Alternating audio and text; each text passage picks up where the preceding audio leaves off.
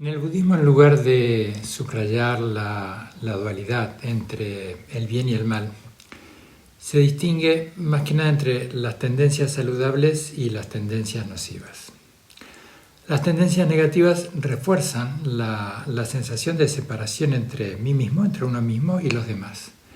Y este distanciamiento tiende a opacar las relaciones humanas y acaba, por cierto, reificando, cosificando al otro, convirtiéndolo más en un objeto mental con el que especular en términos de ganancia o pérdida, que en un sujeto con necesidades similares a las propias, dando así nacimiento a la codicia y a la animadversión que surgen de ignorar que son más las cosas que nos unen que las que nos separan. Por eso deben ser transformadas en su contrapartida más saludable. La codicia en generosidad, la animadversión en benevolencia y la ignorancia en sabiduría. El tema de todas las enseñanzas budistas es cómo despertar nuestro auténtico corazón compasivo y nuestra brillante y sabia lucidez.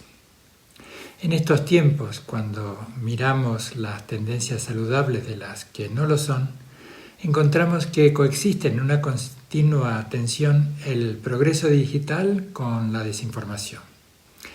Por una parte descienden los niveles de pobreza extrema, pero aumenta la concentración de la fortuna. También conviven en esa coexistencia, en ese punto de tensión, la democracia con la autocracia. Las primas desorbitantes a los CEOs con contratos laborales precarios y economía sumergida en subsistencia. La globalización cultural con la deslocalización de la producción, la biotecnología, el cambio climático, la nanotecnología, crisis ecológicas y ahora mismo una guerra. Parafraseando a Marina Garcés en Ilustración Radical, una autora de nacionalidad española, una filósofa española, dice: hemos llegado a aceptar como un dogma la irreversibilidad de la catástrofe.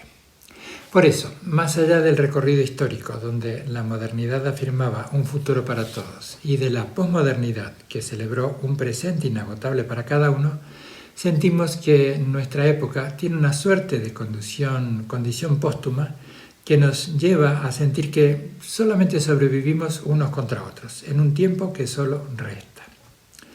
Ante esto, busquemos en las tradiciones de sabiduría apoyos, inspiración y métodos de práctica que dialoguen con nuestro presente y enriquezcan nuestra presencia en él. La base de una sociedad sana es no dañar a los demás ni dañarnos a nosotros mismos.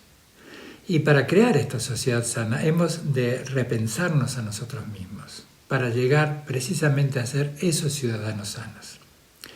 El requisito mínimo en esta tarea es permanecer atentos, por eso entrenamos la atención plena, para ver claramente con curiosidad y compasión cómo estamos pensando, cómo estamos sintiendo y cómo estamos actuando. Lo que Buda comprendió fue el sufrimiento humano, su origen y su extinción. Lo que Buda comprendió fue el sufrimiento humano, dukkha en sánscrito. ¿Cómo funciona? ¿Qué lo causa?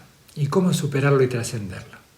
Resumidamente podríamos entender a dukkha como una suerte de malestar básico que nos lleva a sentirnos siempre molestos por algo y que está contaminada por aquellas motivaciones ya nombradas. Pero la tarea no es solo personal, porque también nos encontramos con la tarea de repensarnos, de reeducar a nuestro ego grupal. Cuando nos sobreidentificamos desmedidamente con nuestra raza, nacionalidad, religión, etc., y discriminamos entre nosotros mismos, nuestros grupos y con otros grupos, pues también vemos que hoy en día contamos con instituciones sociales muy poderosas, mucho más poderosas que antaño. Y no solo contamos con egos individuales, sino también con egos grupales y también con egos institucionalizados. Al decir de David Lloyd, un maestro de la tradición Zen, maestro contemporáneo de nacionalidad norteamericana, desde esta perspectiva, parafraseando lo que él dice, lo que he leído de él, Desde esta perspectiva podríamos decir que el problema con las instituciones modernas es que tienden a cobrar vida propia bajo una nueva forma de ego colectivo. Los seres humanos tenemos una propensión a hacer las cosas más terribles si consideramos que la responsabilidad de estas cosas es de otros. Nos decimos que nosotros lo estamos haciendo medianamente bien, que solo estamos haciendo nuestro trabajo, que solo estamos cumpliendo con nuestro deber. Pero debemos relacionarnos con valores que contribuyan a aliviar el sufrimiento que vemos a nuestro alrededor, que por otro lado no es tan distinto al propio. Estas antiguas enseñanzas, las del budismo como las de tantas otras tradiciones de sabiduría, son muy esperanzadoras, son especialmente alentadoras y oportunas. La tarea es reeducarnos a nosotros mismos, para entonces luego reeducar a nuestra sociedad y construir juntos un mundo más habitable y más justo. En nuestras sociedades contemporáneas, ya va más allá de Oriente y Occidente, en nuestras sociedades contemporáneas no siempre está presente el hacernos mejores a nosotros mismos más que en los habituales términos o en estos modelos últimos que han permeado nuestra sociedad, nuestros modelos de negocio, modelos productivos, sino que por el contrario se hace incluso hincapié en obtener más y mejores resultados y privilegios. Un tiempo que en términos sociales no conduce a ninguna parte si se renuncia a apuntar a un futuro mejor en términos más humanos. Cuando nos demos cuenta de que estamos cerrándonos a nosotros mismos, cerrándonos a nuestro propio grupo o a nuestra propia institución y a los demás, encontraremos en estas enseñanzas tradicionales cómo abrirnos y cómo participar. Desarrollar una vida vivible es la gran cuestión de nuestro tiempo.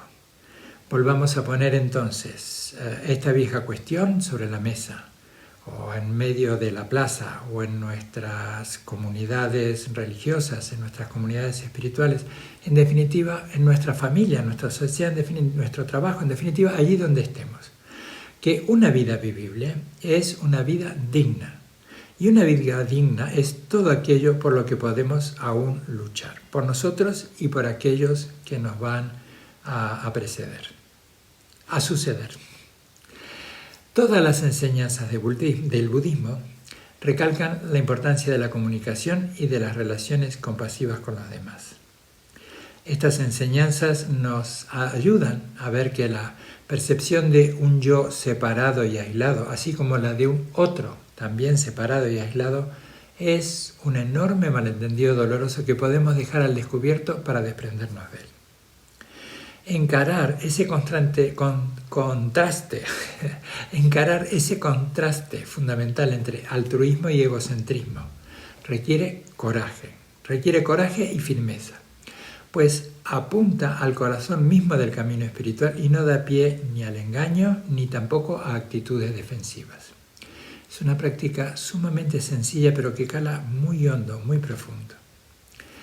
El entrenamiento de la mente consiste en escuchar enseñanzas, reflexionar mucho sobre ellas y ponerlas en práctica. Las enseñanzas, ponerlas en práctica en sus dos aspectos. La meditación propiamente dicha y la práctica de esto que podemos llamar la meditación relacional. Esta apertura, esta motivación de estar con los demás desde un punto de vista atento, abierto y dispuestos al diálogo. Aplicar la esencia de todas estas enseñanzas, practicando consignas, nos damos cuenta que tendemos a caer de manera muy recurrente en el egocentrismo, incluso en los gestos más mínimos. Esta tendencia está muy enraizada en nosotros y afecta a todas nuestras actividades, incluso los comportamientos que nos parecen más altruistas. La comprensión y la práctica de las enseñanzas abre las puertas a un universo más grande de ternura y fuerza, permitiendo que nuestras acciones se fundamenten en un aprecio, en una apreciación más íntegra de la situación y no en el eterno ciclo de miedo y esperanza. Por otra parte, la práctica meditativa, relacional, se basa en el recuerdo espontáneo en medio de la vida cotidiana de la consigna adecuada. No es necesario que hagamos un esfuerzo deliberado. El estudio de las consignas, su reflexión cuando nos va permeando, luego nos vendrán a la mente en los momentos más inesperados y sin esfuerzo voluntario. Vayamos entonces a comprender desde esta base nuestra humanidad en común. Uno de los factores que cohesionan más a nuestra vida comunitaria es encaminarnos hacia el activo reconocimiento de que habitamos una humanidad en común, al decir de su santidad el Dalai Lama. Que son más, como decía momentos atrás, que son más los puntos en común que nos vinculan que los que nos pueden distanciar. Que podemos trascender el individualismo limitante, el personal, el colectivo, el institucional, sin descuidar nuestras necesidades. Sin descuidar nuestras necesidades y marchando hacia un encuentro y conexión con los demás, dándole un propósito a nuestra vida.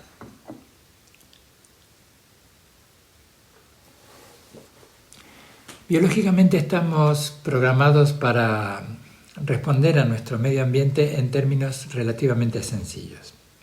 Evitar las amenazas a nuestra supervivencia y echar mano de cuanta oportunidad encontremos de mejorar nuestro bienestar. Pero no siempre el ser humano se ha limitado a esto. Basta con hojear las páginas de un libro de historia para darnos cuenta de que en la historia del desarrollo humano, con frecuencia, encontramos un relato de violencia escrito con la sangre de los más débiles. Esto nos ha llevado a pensar e identificar al ser humano como egoísta y violento. Pero la programación biológica que nos impulsa hacia la violencia y la crueldad también nos dota con emociones que no solo inhiben la agresión, sino que también nos mueven a actuar de maneras que anulan el impulso hacia la supervivencia a favor del servicio en bien de los demás. Y esto es un concepto importantísimo de la civilización empática, tal como afirma en su libro Jeremy Rifkin. Ahora voy a citar un comentario de un profesor de Harvard durante una de las varias conferencias del Instituto Man and Life en este caso en el 2003, en el Instituto Man and Life Institute, que afirmó que junto con nuestra inclinación hacia la agresión, nuestro instinto de supervivencia nos ha dotado con una predisposición aún más fuerte hacia la bondad, la compasión, el amor y el deseo de abrigar a los demás. La mayoría de los conflictos entre las personas surgen por no entender los motivos del otro. Y no solo no los entendemos, sino que con frecuencia hacemos poco esfuerzo en ello, muy poco esfuerzo. Pero más esfuerzo ponemos en imponer nuestros propios criterios a los demás. Todos tenemos nuestras razones para decir lo que decimos o hacer lo que hacemos. Cuanto más nos dejemos guiar por la comunicación abierta y compasiva, cuanto más nos detengamos por un momento y tratemos de entender qué motiva a la otra persona, menos posibilidad habrá de que nos veamos en un conflicto. Pero cuando se presentan problemas, porque los hay, respirar profundamente, escuchar con el corazón abierto, nos permitirá manejar el conflicto de una manera más eficaz. Calmar las aguas, por así decirlo, y resolver nuestras diferencias, o al menos aprender a convivir con ellas, a negociar con la tensión. Porque, ¿cómo nos sentimos y actuamos cuando estamos con otros atrapados en su propia confusión que a veces se manifiesta en enojo, crítica, celos, alcoholismo, drogodependencia, incluso la avaricia de los despachos alfombrados y tantos etcétera? Aprendamos de todo esto. Podemos comprendernos a nosotros y podemos comprender a los demás. No hacer daño también incluye no ser agresivo en nuestras agresiones. Me corrijo, no hacer daño también incluye no ser agresivos en nuestras acciones, en nuestro discurso o en nuestra mente. El poder curativo de la no agresión es aprender a no hacernos daños a nosotros mismos ni a los demás. Para crear un mundo sano, ese mundo sano que tanto anhelamos, hemos de empezar creando ciudadanos sanos. Y esos ciudadanos sanos somos nosotros mismos. Entonces, uno de los requisitos para no hacernos daños es permanecer atentos, con una sensación de ver lo que estamos protagonizando claramente, con respeto y con compasión. Esto es lo que nos enseña la práctica budista básica. Pero la atención no se detiene en la meditación formal, sino que nos ayuda a relacionarnos con todos los detalles de nuestra vida. Relacionarnos honestamente con la inmediatez de nuestra propia experiencia y respetarnos lo suficiente como para no juzgarnos rápidamente, arbitrariamente, o dependiendo de los viejos hábitos de dañarnos a nosotros o dañarnos mutuamente. Es un largo camino que dura toda la vida.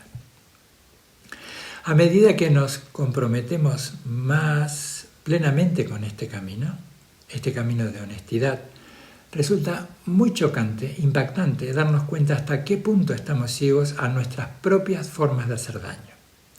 Es algo que tenemos tan integrado que no podemos oír lo que los demás tratan de decirnos, ruda o delicadamente, que quizás estamos haciendo daño a algo o a alguien con nuestra forma de ser y de relacionarnos.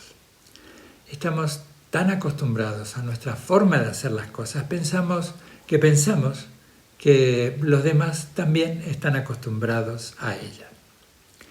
Tomar conciencia de cómo dañamos a los demás es doloroso y requiere tiempo. Este camino es posible gracias a nuestro compromiso con la suavidad y la honestidad, a nuestro compromiso de permanecer despiertos, de estar atentos. La atención plena nos permite ver nuestro deseo y nuestra agresividad, nuestros celos y nuestra ignorancia. El siguiente paso en un comienzo es contenerse. La atención es la base y el camino es contenerse. Ahora bien, contenerse. Contenerse es una de esas palabras que suenan un poco represoras. Sin embargo, en este contexto, en el contexto budista, el contenerse es en gran medida el método empleado para hacerse una persona amable, en un principio, ¿sí? Para hacerse una persona amable, sensata y coherente con sus principios. Contenerse es la habilidad de no buscar entretenimiento en el momento que nos sentimos ligeramente invadidos con el enojo o con cualquier otro tipo de incomodidad o tensión emocional. Contenerse es la habilidad de no buscar entretenimiento en el momento en el que nos sentimos invadidos por el enojo o por cualquier otro tipo de incomodidad o tensión emocional. ¿Qué es y cómo surge este entretenimiento? Pues es la fascinación por nuestra propia prisión emocional. Nos encerramos en una atmósfera en particular y olvidamos que podemos salir de ella. Así entonces comenzamos a explorar sus rincones atraídos por nuestras propias creaciones. Todos estos movimientos de la mente en principio son solo contenidos mentales. Si aprendiéramos a estar con lo que estamos sintiendo en lugar de reaccionar ante ello, condenarlo o tratar de eliminarlo y nos adentráramos más profundamente en la gestión de las emociones, tal vez pudiéramos aceptar más plenamente todo lo que la vida nos depara. A fin de cuentas, los problemas se tornan conflictivos cuando nos sentimos incómodos con los sentimientos que se activan en nuestro interior. No hacer daño requiere estar despierto. Y parte de estar despiertos es ralentizarnos lo suficiente como para tomar conciencia de lo que decimos y hacemos. Cuanto más vemos nuestras reacciones emocionales en cadena y cuanto más entendemos su funcionamiento, más fácil es contenerse. Estar despierto, ralentizarse y percibir se convierte entonces en un estilo de vida. La práctica es no rellenar inmediatamente el espacio porque simplemente hay una brecha, un espacio, hay un hueco. Es la liberación de la conflictividad que surge naturalmente cuando estamos sin ansiedad ante la imperfección, o ante la incomodidad, o ante el conflicto. Sin ansiedad. Finalizando, en nuestra búsqueda hacia el bien común, nos ayudará a reconocer que las antiguas sabidurías espirituales y los nuevos estudios sobre la psicología y el cerebro, la neurociencia, apuntan a la misma fuente de significado y felicidad. cultivar la compasión por nosotros mismos y los demás y por los demás, tal como afirma Paul Gilbert en su libro La mente compasiva. El enfoque compasivo ante la vida nos pide que nos enfrentemos cara a cara con estos problemas. Y en nuestro camino hacia la compasión nos enfrentaremos a numerosos retos. Cada uno de ellos reclamará de nosotros una minuciosa reflexión, y las soluciones en lo colectivo, en lo comunitario, surgen cuando las personas trabajamos en equipo, aportando nuestras ideas, conocimientos y talentos. Pero, en última instancia, las soluciones a todos los retos que exploramos apuntan en la misma dirección: la importancia y la urgencia de desarrollar compasión por nosotros mismos y por los demás. Son retos que tienen importantes implicaciones en nuestras vidas personales, nuestra satisfacción y nuestro bienestar. Y también en seguir avanzando en organizarnos como grupos de individuos en sociedades que habitan este planeta con recursos limitados. La compasión y la atención plena no se basan solamente en reaccionar ante las cosas que ya han ocurrido, sino también en intentar crear para el futuro.